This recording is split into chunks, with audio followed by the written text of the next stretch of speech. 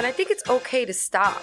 You know, we're taught to keep going. Women, no, you can't stop. Can't stop, won't stop. Like, no, sometimes we need a little, like, breaks. Mm-hmm. I loved it too, but I was like, you know, why am I not making money from my funny? You know? Ooh, I like that line. You know what I'm saying? Make the side hustle your main hustle. But I'm like, yeah, but the side hustle ain't gonna give me the main hustle paycheck, you know? So I kept just doing both. The sperm was probably like, nah, we ain't gonna fertilize shit because she's not happy and we're not gonna penetrate the walls of her eggs. This is what is so inspiring about your story, and thank you for your transparency. I am finding my happy. I found a lot of it. I'm still looking for some more. I don't know if you can get it at Walmart, Target. I do find my happy at Target, actually. Oh my God, pero hello. Can I curse? Is that okay? Yes.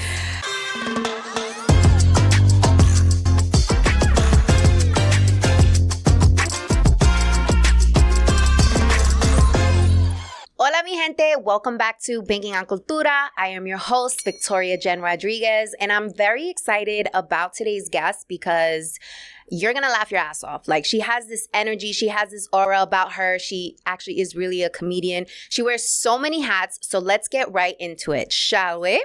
So she's an actor, producer, profesor, writer, philanthropist, podcaster, voiceover artist, and marketer.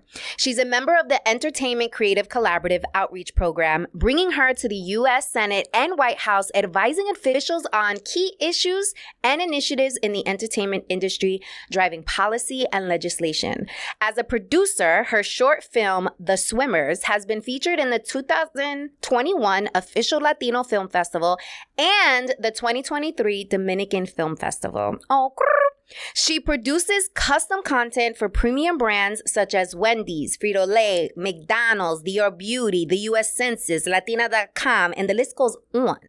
Prior to her creative journey, she was a marketing executive at Latina, People en Español, as well as Heineken USA. And I'm talking about none other than the Miss Rachel Strauss. Rachel La Loca. Welcome to Banking on Cultura. Oh my God, pero hello. What an intro, Jesus. Is that recorded? I guess it is. Can I play that over and over again, like every morning to get me like up and at 'em? Yes. Thank you. Make it a part of your morning routine. Hi, sis. Hi, babe.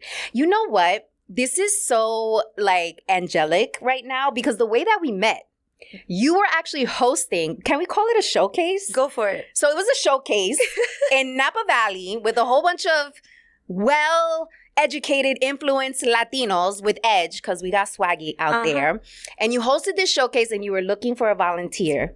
And of course, I raised my hand immediately and I was like, me, put me on stage. Yo, that was the best. So I was doing a pop-up podcast, Latinos Out Loud style, and I was doing this like improv activity where I was pretending to do the first Latina late night show. Yes. And I needed like a fake director, a fake person to hold up the applause sign, and like a fake script supervisor. And you volunteered for all three things, the multitasker that you are. Period. It was so great. And like I went out to like put on my costume or like my change of outfit, and you really got the crowd hype. That was like your foray into podcasting and you ain't even know it. You might be right, darling, because I felt alive when I was up there, okay? And I was like, just give me a mic and this is where I belong. And we just played like off each other so well. It was like we planned it. Yo, girl, I could not have planned that better. Meanwhile, it wasn't really planned. It was like all improv. I was like, God, I hope this goes well. And you nailed it for me. Aww. And for us. And for everyone in the audience in Napa. And now we're here. And now you're like a sister to me. I'm like, oh, thank you, hermana. I appreciate that. Because you need fellow Latina sisters. Yes. Okay? Because there's too many of us that are catty towards one of another, and we need to like do more love. You know what I'm saying? More amor. Elevate each other. More amor. I love what you're doing, and I'm so proud of you. Thank This is you. so beautiful. Congratulations. Thank you. Welcome to my beautiful set. You know, I mean, it. The real fake wall. No, this is so great. This is the real fake wall. Yes, it is. Yes, it is. For those who are listening, hop over on the YouTube street so you can see what we're talking about. So we like to start this show with some bochinche. So give us something we cannot Google about you right now. Oh my goodness. Well, okay, here's something. A lot of changes going on in my life in the last couple of years. I was married for a long time, and now I'm getting divorced. How does that feel? Do you feel like you're a brand new woman? Do you feel like you're entering a new chapter? Like, girl, what are you going through? It's been years in the making. You know, we came to terms with it. He's the father of my 2 children, and I really appreciate his status and what he does for these kids. But I do feel like a new woman. I want to say, and his sperm so bad. Yo, I said that mad times. Shout out to his sperm, his semen. You know what I'm saying? The Swimmers is based on his sperm. So there's a story there. Yeah, shout out to everybody who's got semen. Okay? You know, I see you men. Pero, yeah, you know, just changes in my life. I met him so young. So young. I was just out of high school, in college. And I've grown. I've evolved. I haven't changed because I don't think we change, but we evolve for sure. And just after so many years, a career change, a religion change, you know, a change from not being a mom to being a mom. I really love who I am today. And I have to put her first. And putting her first means I have to move on from this marriage. I love that. That must feel so like powerful and like freeing to like be like, it's happening. Years in the making, pero it is happening now. So congratulations. Thank you. Now when I hear somebody's getting divorced, I say congratulations because it's like, it's a lot to go through. And even though it might be sad because it's the routine of it all, comfortable. You might have really loved this person and it's the end of something you thought was going to last forever. It's congratulations because now you have the opportunity to reinvent yourself. And how exciting is that? I really didn't look at it that way, but thank you for shedding that light because it truly is. I'm still like unpacking all of this, you know, even though it's been years and we're going through paperwork and everything. I have 2 children, so that's sort of the sad part of it all. For a while, I felt like the disruptor, like I'm shaking the apple cart. I'm like making this family go different directions. But I think it's the right direction. And if mommy's happy, then the children will be happy and the household will be happy. And I feel happy, girl. I love that. What a blessing to find your happy. That's what I've been on this crusade to find my happy. You know every step of this crusade. You know everywhere like my soul has traveled.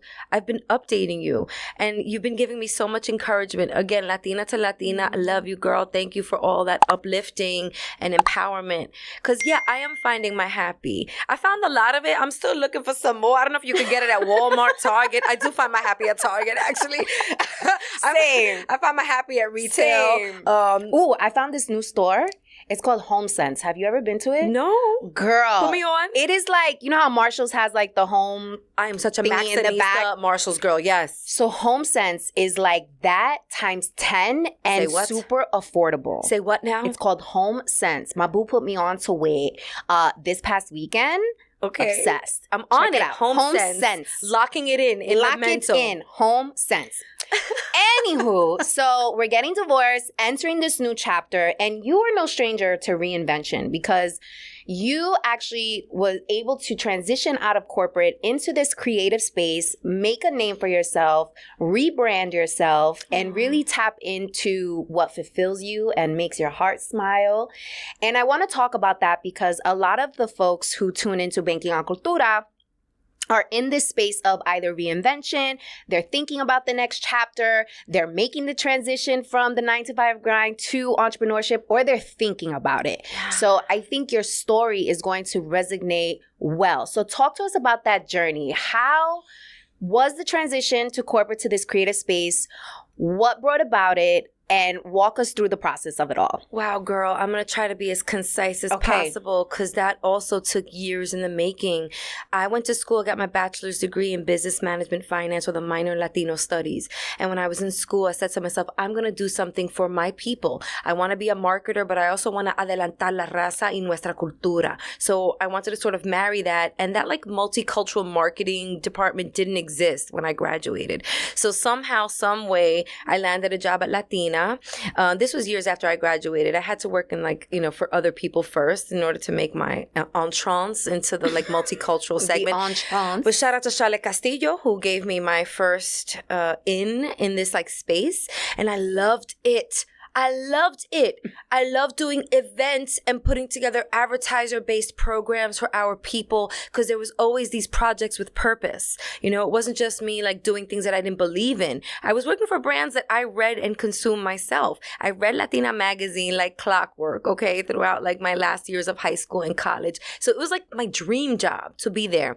Working at People en Español, the same thing. I'm like working for the number one brand that serves our community for fashion and beauty and lifestyle and celebrity bochinche and like doing these amazing red carpet events. And I really love being there at the center, at the epicenter of it and providing it to the community. But there was always something like a box that wasn't checked. And I felt it every night. And that's when I would go do my comedy on the side. I'd be doing the shows. I'd be doing, the content, submitting, self-taping, doing all the acting stuff, the grind, but all of that as like my side hustle.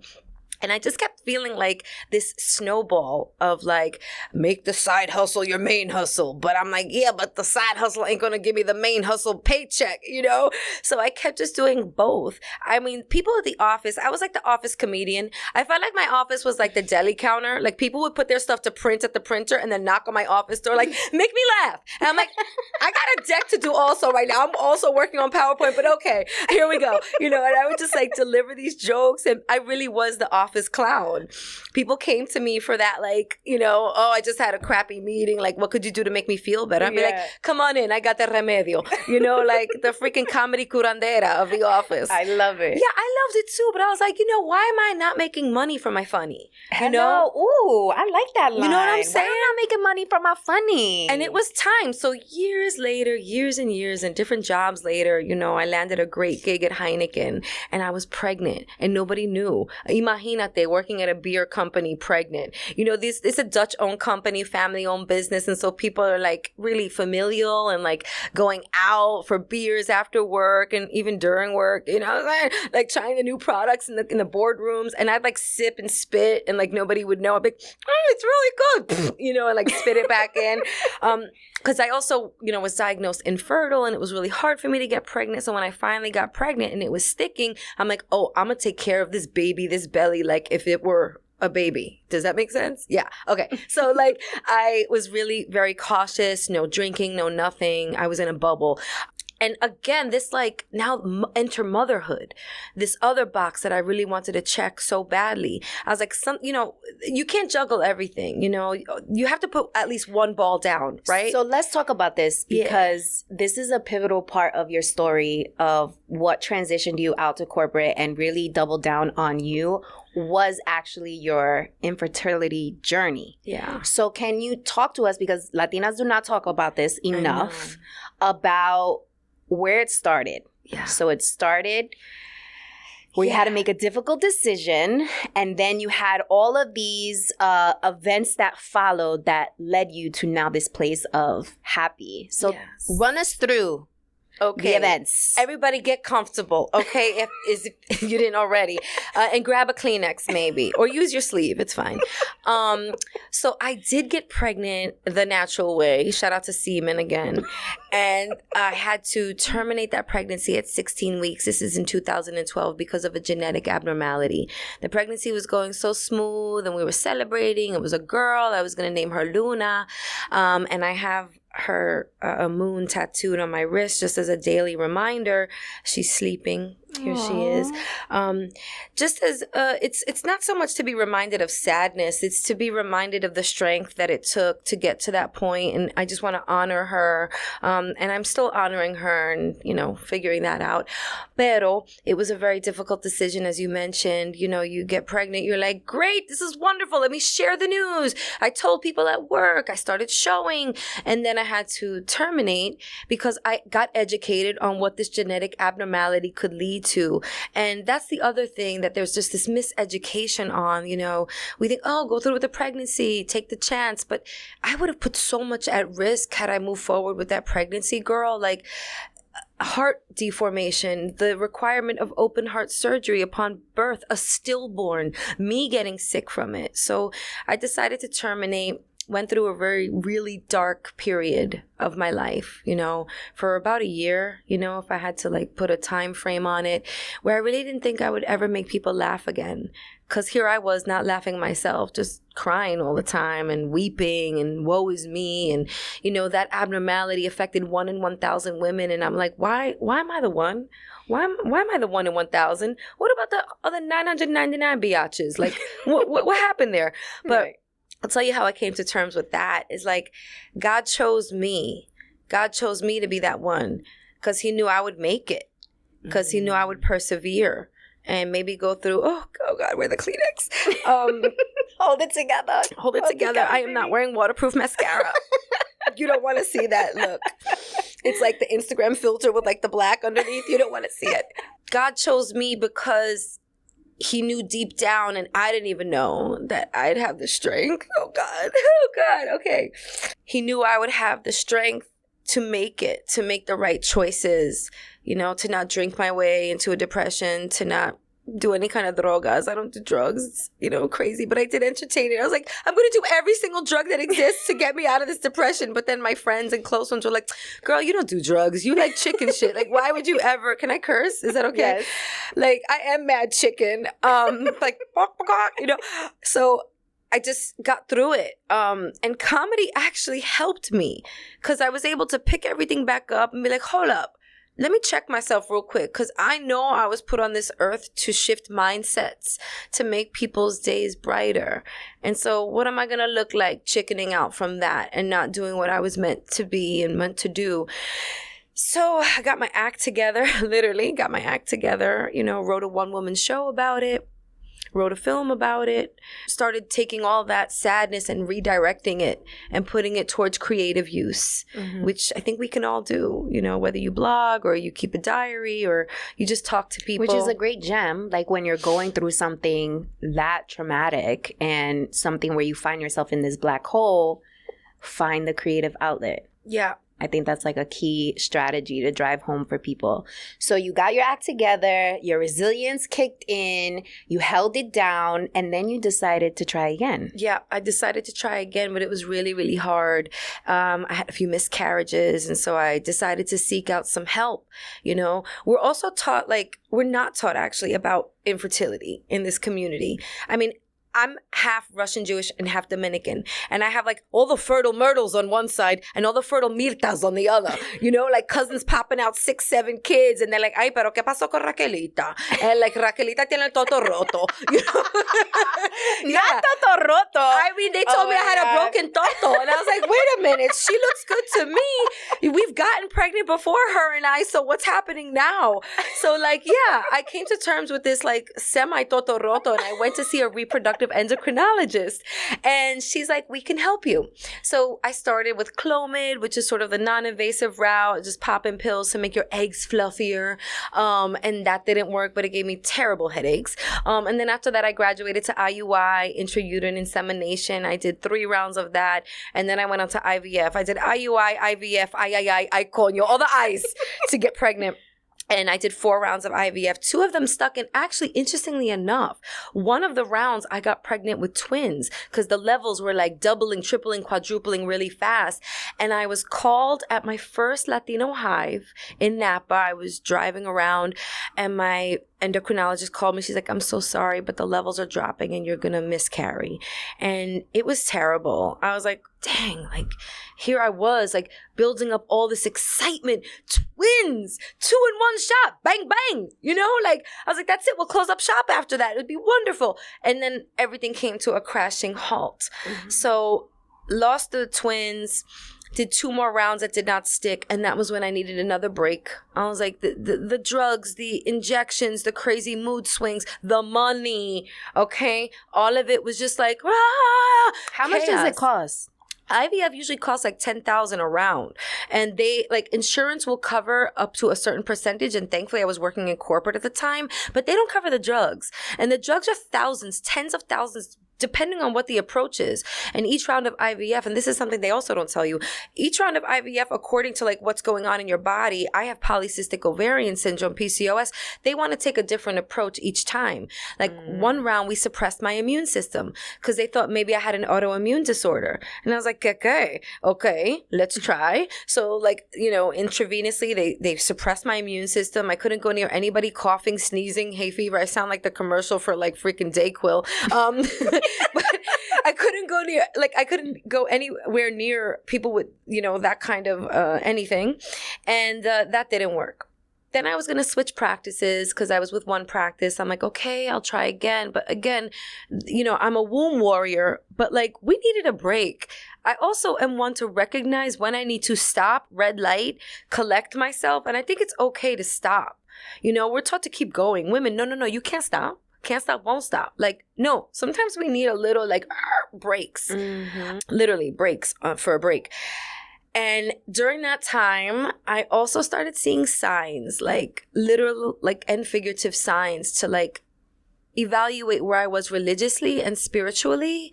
And I became Catholic against my father's will. Like he was really not happy about it. So you were raised Jewish? I was raised Jewish. I was raised mixed. I have to say, like, I wasn't bat mitzvahed, but like really deep in the culture. Okay. But also there was this Dominican side, and I was going to the like Holy Communions and always took an interest in like, you know, the Catholic religious beliefs and practices. So I took RCIA classes, the Rite of Christian Initiation for Adults. It was mad cool. Every Wednesday we would bring our little Entenmann's cakes, and like it was like like mad people like my age talking, exchanging stories, and then we would read the Bible together. And I was like, what? Joseph did what? Like I was so hyped. You know, the book of Job was like, what? It was Mary Magdalene did what? Like gangsta. I was just like interpreting these stories and not making them my own, but like really connecting with them and being like, there's some present day stuff that kind of happens just like this. And I also felt like I was getting closer and closer to God, you know, praying on the regs and going to church, and it just felt right. So I received all my holy sacraments in one day. I had a sponsor. I went about it the good old fashioned way, and I became a Roman Catholic. And I just felt like I knew how to pray better. Like I felt like, not that there's any right or wrong way to pray, but I wanted my own method. I wanted something systematic, something that I can go to in the morning, in the afternoon, at night, when I wake up, when I'm in the shower, when I needed to talk to God. Like I'd be like, hey God, yeah, different kind of conversation. This is feels good.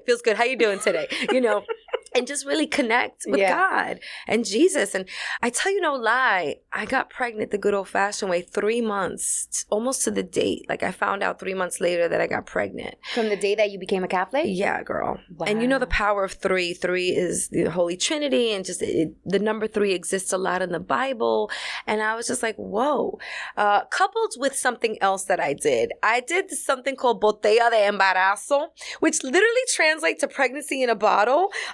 Que un tío, like uncle brought me, but like somebody gave it to him in DR. It was like his neighbor, like la vecina's friend who sells pastelitos, daughter's, you know, godmother's cousin, made some kind of concoction of like, I don't even know what was in it, but it was like a big like water bottle from DR wrapped in aluminum foil so they could bring it through customs. And it had a bunch of stuff floating around it, like Eye of Newt, like from Macbeth, like, you know, cow testicles. I don't know what the hell was in it. It tasted like armpit, but I had to do a shot of it every night, coupled with remolacha and molasses. And I got pregnant, you know, but I also think, okay, you could do everything in the world, but the key ingredient is faith. And I had this renewed faith this time around. And so that's Donovan. 8 years later, I had my baby boy. And I was working at Heineken, and this ties back to the question you asked me before. That was when I made the transition, the shift, that pivot. It was a hard pivot from corporate to comedy, because I'm like, you know what? I'm going to do everything that makes me happy. I'm a mom now, and I'm going to pursue my passion for comedy, no matter what it takes, no matter the pay cut, no matter the questions from my family. Like, hold on, wait, you're going to go from being a marketing executive to a comedian?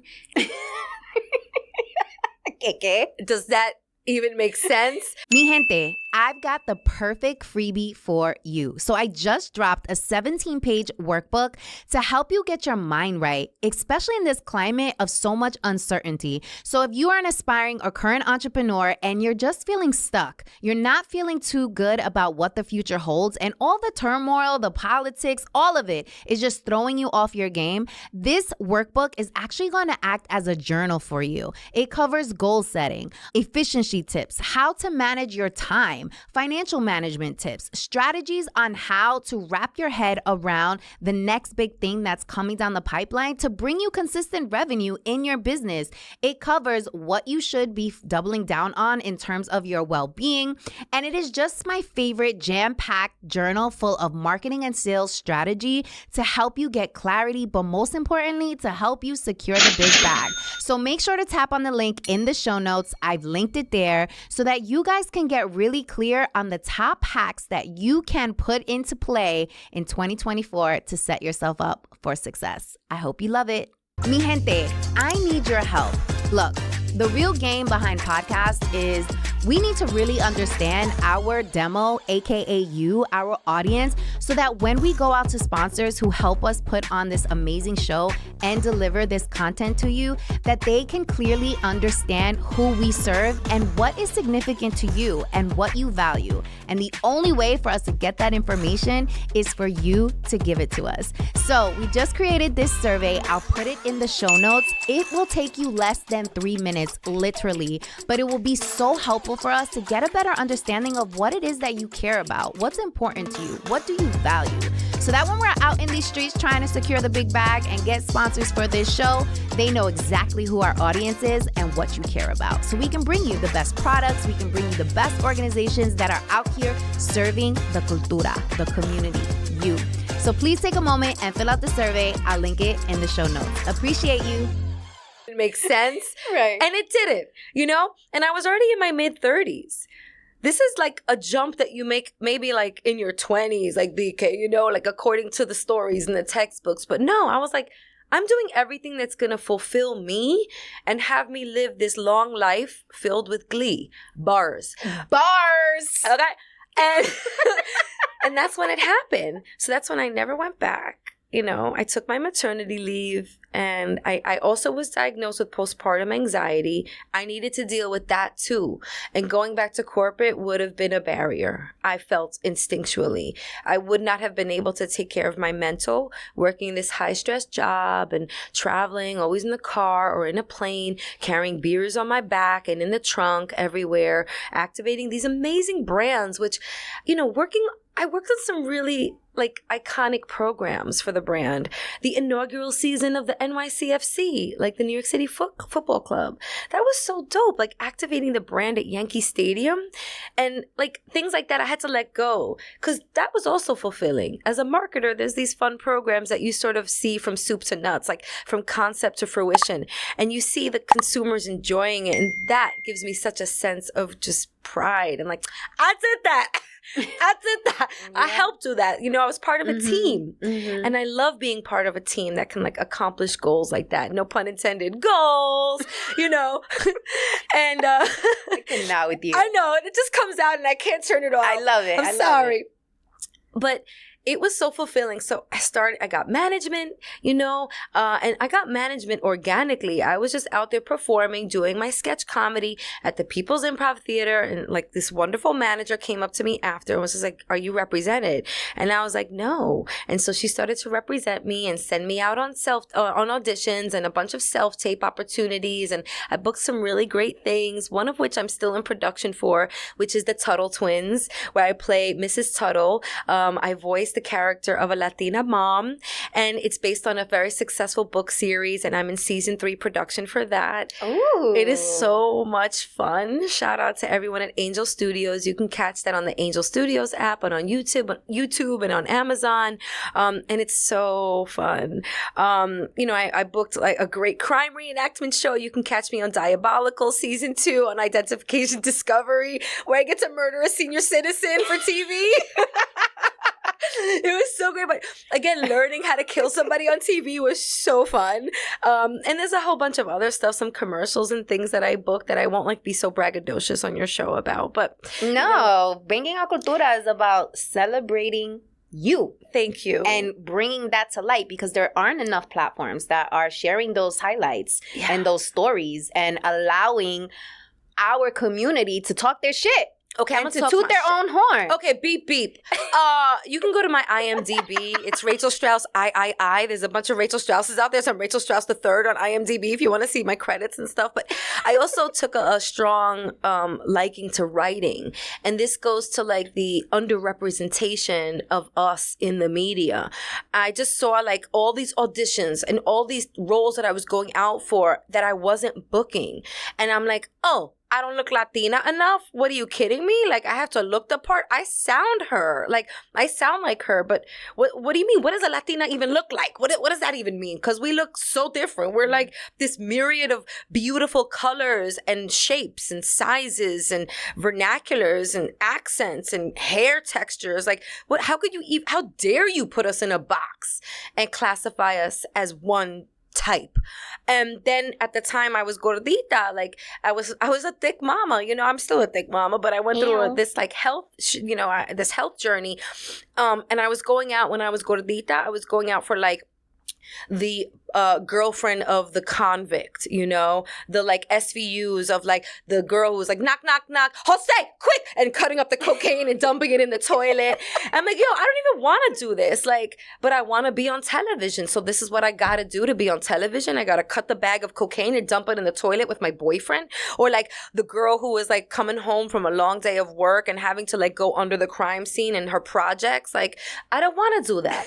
What if I want to be a biologist? What if I want to be the writer on a TV show? You know what I'm saying? So I started writing, and I wrote this short film called The Swimmers, among other things, a bunch of pilots and scripts and stuff. But I really wanted to, again, take this sadness in my life and turn that frown upside down and have other people laugh. So I wrote this dramedy called The Swimmers, and it got accepted into the National Hispanic Media Coalition's Latinx Stream Writers Showcase, where it was produced out in Hollywood, and they got this amazing director, shout out to Michael Martinez, and these amazing actors, shout out to Cesar Carmona and Ariana, and these incredible, an amazing cast and crew that I would never be able to pay for. And they paid for everything.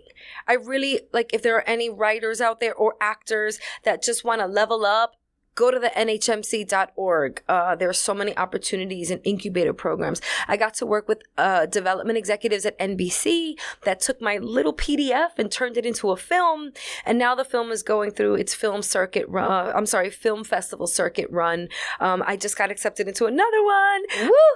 It's going to be in the Glass Ceiling Breakers Showcase Film Festival happening the weekend of June 15th, which is an all-female film festival. Ooh. Yeah, which I love so much. I love being part of this, like, P power. Like, there's so much power. P power is so real, bro. Like, so it's part of that festival coming up, and I'm just excited to like further this craft. This like knack for storytelling and telling of the stories, like you mentioned, that we're not necessarily told. Yes, and that we're also told to shh, cállate about. So let's get back to the happy piece, because I want to make sure that we drive this home for people. If there's somebody out there who is contemplating leaving corporate, but they're scared because of the check, because of the benefits, and because of the hustle of having to like go after your checks. What would be your advice to them? Because you had shared with me that, what do you call yourself? Rachel La Broca? What do you call There are times that Rachel La Loca is Rachel La Broca, okay? Because I'm like, again, paper chasing. Now that I'm on my own, I have my own company, and I got to paper chase. I got to like invoice clients and get my paper. And that's sometimes, you don't have that steady paycheck of every 2 weeks where you're going to get that salary. So what is your advice? Because although... And, I know your journey is ebbs and flows. So you be up, I know, and then it be down. So I get it. So you're not always, Rachel La Broca. Pero I will say that you're rich in happiness. Yes. Right? And that is priceless. Yeah. So what is your advice to someone who is staying in their 9-to-5, in their situation? It could be relationship-wise, because of money and because of the security blanket that they believe exists in the situation that they're in. A couple things, Victoria. I just think that you really need to evaluate what makes you happy. And I'm pretty sure it's not going to be money when you really think about it. Money was buying me the bags that I loved and, sending me on trips. I was traveling the world, South Africa, Zimbabwe, Australia, Egypt. Wow. Yeah, girl. Okay. Shout out to the passport stamps. You know what I'm saying? Well, sidebar, every time I miscarried, I needed to travel somewhere where there was a wonder of the world. And that was how I found my destinations. I wanted to see either a natural or a man-made wonder of the world to put things in perspective. Like just when I thought it was the end of my world, I would see like Victoria Falls, the longest cascading waterfall on the planet in Zimbabwe, and just be reminded that my shit is small pebbles, These are boulders. These are God's creations. And like I need to just get back home and dust myself off and get back to it. But my advice would be to do some really strong and hard evaluation of what makes you happy. The trips are making me happy, yes, but like I could save for a trip as an independent contractor or freelancer or owner of a small business. That could be more of a long-term goal. Whereas with that paycheck, I was able to book it in like 2 weeks and call my homegirls that I travel with, like, we going to Australia, That's okay though. That's just, there's a longer amount of time that I have to wait, or anticipation of a trip. Budgeting is so key. Q4 last year, I was RachelLaBroca.com. I had no gigs coming in. My bank accounts were looking real sad. They were calling me like, are you still alive? Because no deposits are coming in. So we just want to make sure you're still out there. And I'm like, yeah, I'm out here. But yeah, you know what I'm saying? If you could give me a line of credit or something real quick. Waive the service fees. Right. And that is a great point. Because I called Amex and I called TD Bank and I called Citizens Bank. And I was like, I've been rocking with y'all for a while. What can you do for me right now? And yes, they waived some of the fees. Yes, I'm so glad you brought that up. Because I wouldn't have. Thank you. After an evaluation of what you can and can't do, then take action, put it on paper. And also your village is so important. Shout out to my village. I would not be able to do this without my mom and dad. There's the voice getting shaky again. My mom and dad, my kid's father, like everybody who's in my life who is wanting to see me advance. They have to be there, and you have to bank on them. And I was not like, I guess I could be a Leo sometimes where I'm like, no, I could do this on my own. I don't need nobody. But yes, I do. And I'm okay waving the white flag, like surrender, SOS, socorro. And that's okay. I need babysitting sometimes. So I'll call my homegirls, what you doing? I'll cook for you, and that's okay too, to just ask for help. And then define the goals. That's really important. Like, what were my goals? What are my goals? My goals are to establish these 3 pillars of my business: Latinos Out Loud, The Hilarious Show, and Rachel La Loca. Those are my 3 business units. Those are my 3 revenue streams. And that's very clear to me now. Whereas when I first started, I'm like, how am I going to make money on I don't know what I'm doing. So all these things were down on paper. And then the bank accounts and the LLCs and the lawyers and all of that, that falls into budgeting. But you need these people, and they are part of the village too. Shout out to all the abogadas on my team. Yes. Okay? Shout out to everybody who's like knowing my business and again wanting to see it move forward. And there are still times where I'm like, okay, I cannot go out to eat for like a month. Okay, it's gonna be salami Indueca and maybe salami campesino. Si no hay campesino, quítalo de mi camino. Eggs all day, or like avena, oatmeal. Like, we can't go out for the steaks. Mm-hmm. And that's okay, because the stakes are high and I cannot afford the actual filet mignon right now. But that's okay. I get the filet mignon next month, okay? I think that's really what it takes. Just knowing, like you said, there's going to be these valleys, these lulls, and then the highs, where I score a new client. And like, yes, I could like go out to eat and like buy myself the makeup that I need, or like when the U.S. Census hires you to do a whole podcast during the election, like. Yeah. How cool is that? And this is what is so inspiring about your story. And thank you for your transparency, because people will come on a platform and act as if they're making all this money and they're doing this and it's all happy times and everything is great, dandy, etc. And I love that you have the strength and the power to speak so vulnerably and transparently about your situation, because you understand that when the highs are high, honey, they is high. Yeah. And when the lows are low, they're low. That's just what it is. So I appreciate you for being that, I would say, resilient and strong and dope as hell to be able to do that, because a lot of people out here fronting. So appreciate you bringing that to Banking on Cultura, because I want people to hear the truth behind the journey and like what it takes. Like, you have been able to work on some incredible projects, work with some incredible people,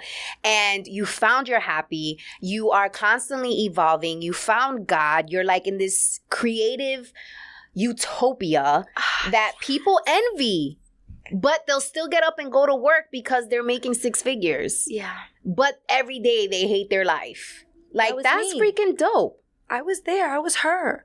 Every day I would like be so stressed. And now that I think about it, maybe I was losing all them babies because I brought that anxiety and stress on myself. Your body knows when you're happy. Mm-hmm. Your reproductive system knows the same. Yeah. So maybe it was faith coupled with confidence, coupled with just dismissing the toxicity in my life. Mm-hmm. I worked for some crazy bosses that had targets on my back. And I would go to work and I would feel the target, be like, hey, get it off. Get it off. Like, why? I'm a good person. What's happening here? But like, I would take that home with me. Mm. And the sperm was probably like, nah, we ain't gonna fertilize shit because she's not happy, and we're not gonna penetrate the walls of her eggs because she's not happy right now. Maybe just like I needed to like talk to the sperm and talk to the eggs. Become one with the sperm. Right. My eggs were scrambling. They were like, no, we out. We are out. We're going to fall through your ovaries and fall through your fallopian tubes every month and not fertilize shit because you ain't happy. How you going to be a happy mom? How you going to bring this child to this planet if you're not even happy with yourself? What do you want, a miserable kid? No, señor. No, señora. Mm-hmm. I love it. So let's get into the Talk That Talk segment, because you are a perfect person to talk about that. So earlier this week, I went on kind of like a mini rant about Jennifer Lopez and the media hate train that is coming out and just literally tarnishing all her work, trying to come at her for funding her own project. Like, hello, that's super badass. Like, how dare you insinuate that that's like a form of weakness or whatever. And I started to really think about like, what harm is this doing to the macro community? Like, it might, whatever feelings you have towards J-Lo, let it be. But if you look at it like logically and think about like, what is the impact of having one of the top Latina entertainers in the world being ridiculed and literally being on this media hate train? Like, what does that really mean for the community? And so in this UCLA Hollywood report that you had sent me, which was really super interesting, which basically spoke about the current state of Latinos in Hollywood, the statistic is only 4.4% of TV leads are Latino, and there are absolutely 0 Latino CEOs or chairs of major studios and TV networks. So what does that mean? That means that the fact that J-Lo is where she is, given the statistics and given that there aren't any Latinos that are putting her on, she had to like fight tooth and nail herself. What benefit does it add for our community coming at her the way that we are? I'm so glad you said that, and that was so educated. Shout out again to the National Hispanic Media Coalition who did the research, who put this media guide together. If you go to nhmc.org, you can find it there. It's really alarming, okay? Let's talk about J-Lo, and then maybe we can talk about the state of the industry real quick. Our girl from New York, from the Bronx, is out here with multiple revenue streams and businesses, yet our own people, which we're known to do, are bringing her down. So we have some debunking of myths and also some challenges among our community. And it starts here. It starts at home. Let's just cut it out. Okay. First of all, she is such a businesswoman. She's such a great dancer. She's an actress. She's a singer. She's a multifaceted talent who's doing it and showing little girls, little Latina girls, that they could do it too. She's showing me that I can do it. And I'm 40 something years old. Okay. Like, this is someone we should be putting on a platform, on a pedestal. I started watching J-Lo when she was a fly girl on In Living Color, trying to replicate her moves and stuff. I seen her in the That's the Way Love Goes video, shout out to Janet Jackson. Yes. And I was just like trying to replicate. And I'm like, that's all it takes is elevating and showcasing and retweeting and reposting and going to see her films. Money Train is like one of my the most favorite. I love that movie. I love Money Train. Enough. You know, she did The Wedding Planner. The Wedding Planner. She did her whole documentary about the Super Bowl, which I thought was fascinating. And that was screened at Tribeca. And I had the luxury of being 3 rows behind her and watching it at the Tribeca Film Festival. Oh, pero tú tan fancy. Flex. Okay. That was incredible to she showcased what the NFL put her through when all she wanted was the allotted time to her show, and they tried to take some away from her. And then they told her that she needed to bring in a secondary act, so she brought on her homegirl Shakira. But like the barriers that they put in place, again, why NFL? This woman is bringing you a show and a half. And I'm just like... And they were actually the highest viewed Super Bowl act. But then we had Taylor Swift at the Super Bowl, and they trying to make it seem like Usher's the reason why they had the most viewers. But, I mean, not to take away from Usher, because he fine and he did his thing. And he did his thing. Yes, he did. Roller skates, that was crazy. More people were definitely tuning in to football, period, because of Taylor Swift. Like, let's be for real. But prior to that, it was the J-Lo and Shakira halftime show. Yeah, and you're right. That had the most viewers. I talked to some of my peers and they hate on her. Same. And I really can't understand why. So let's just keep advocating for her is my advice. Let's get educated on what this woman is really doing. Because I feel like the haters look at her facade and like they ridicule and pick at the things that we really shouldn't be picking at. Like her relationships. Let homegirl, that's her private business. And who can't relate to that? Like all of us got things in our relationships that we're not proud of, we're embarrassed by, that we wish we never did, that we regret. Like, let's get it together. Like, people putting themselves on a pedestal. She's the whole business case, but I want to get into the stats of the state of the industry because, again, this is bigger than J-Lo. So talk to me real quickly about the state of the industry, and then we'll let people know where they can find you. Well, basically, if you go to see this report, you'll see that Latinos over-index, like, as moviegoers. We over-index in, like, the liking and loving of franchises, like Fast and Furious. You know, Disney got the message. Disney's putting out all this content for us, by us, but also it's for everyone. It's universal. Like, I think there's a statistic in there that says that we're a fourth of all moviegoers. Yes. Yet less than 10% of us are on screen. And behind the cameras, and 0 CEOs of major like studios. So, okay, here's what I'm doing to make a difference. Okay, I'll share that case study because I think we can all make a difference. I always say to myself, look, I'm trying to move the needle.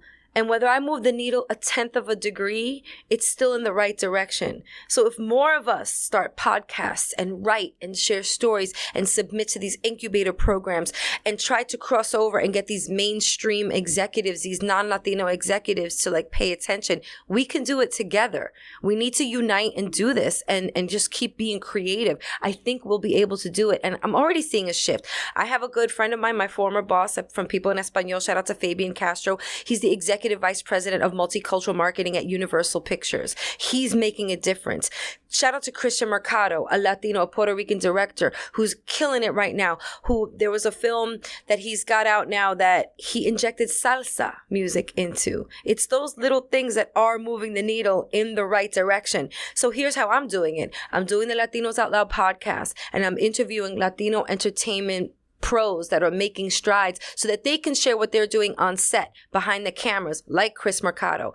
And those stories are going to be heard. You know, I don't have Joe Rogan listenership, but I feel like there are people listening that are like, oh, snap. I didn't know I could do that. College students who are like, I'll maybe shift my career trajectory rather, or maybe declare a major in filmmaking because now I'm seeing some of me doing it. Mm-hmm. So I feel like we need to think long term and also get more of us in the pipeline, get more of us in the funnel, you know, because if you get, you know, how a funnel is, if we're on top, a lot of us are going to make it to the bottom of that funnel and get out there and produce and create the films for us, by us. Mm-hmm. So there's a process here. Writing to me is really important right now because I want to write the characters that I want to see on television, you know, in films, on podcasts, in books. I don't care where my writing goes. Yeah. I just want to see you and me. And I want to see the non-size 4 girl. Yeah. I was a size 14 for a really long time. And that's like the average size of women in the U.S. Marilyn Monroe is a size 14. But yet we don't see her depicted on screen. We need to see more of her. She was a size 14. Wow. So what I'm hearing from you, and this is the takeaway from the audience, and then I want you to tell folks like where they can find you and be obsessed with you like I am. So the takeaway here is that in order to move the needle ahead, you need to produce. Like, you need to get your creative juices running. You need to take the risk, bet on yourself, get to writing, get to producing, start the podcast, write the book, you know, start your talk show. Whatever it is that you want to do, just start and do it because that's going to continuously push the needle forward. And if you're not a creative, support those that are doing it. Yes, I love that. Buy movie tickets. Yes. Go to film festivals. Listen to the podcast. Repost. Share it. All the it. things. Yes, all the things. Okay, Rachel, so tell people where they can find you. Sure. You can follow me at Rachel La Loca, RACHEL La Loca.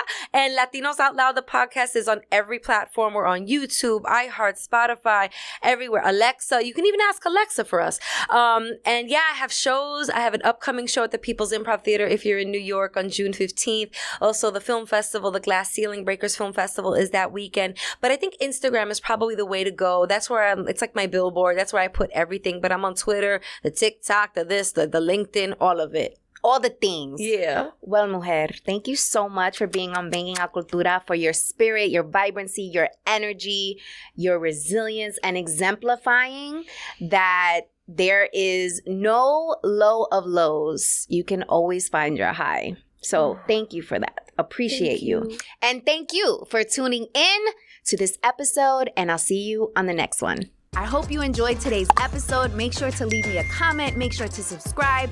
If you're listening on the audio streets, make sure to leave us a review. And I can't wait to see you on the next episode. Till next time, guys.